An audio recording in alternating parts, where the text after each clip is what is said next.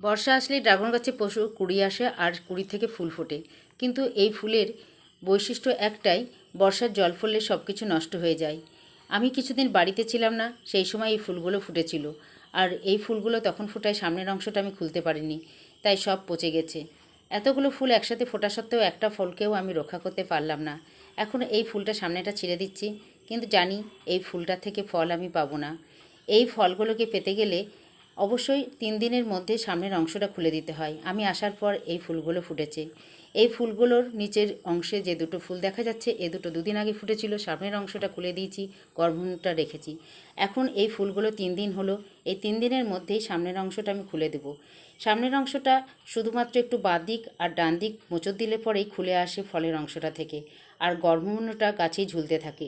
এর ফলে সামনের ফুলটা খুলে যাওয়াতে শুকিয়ে যায় খুব সহজেই ফলটা, কারণ গর্ভমূলটা খুব তাড়াতাড়ি শুকিয়ে যায় আর ফুলের ভারী অংশটা আলাদা করে দেওয়া হয়। যদি কোনো ফুল একটু বেশি কাঁচা থাকে, তাহলে উপর অংশটা একটু কাঁচি দিয়ে ছাড়িয়ে নিলে পরেই তারপর টান দিলেই খুলে যায়। এই ফুলটা একটু শক্ত আছে, এটা হাত দিয়ে খুলবে না, উপরের অংশটা কাঁচি দিয়ে ছাড়তে হবে।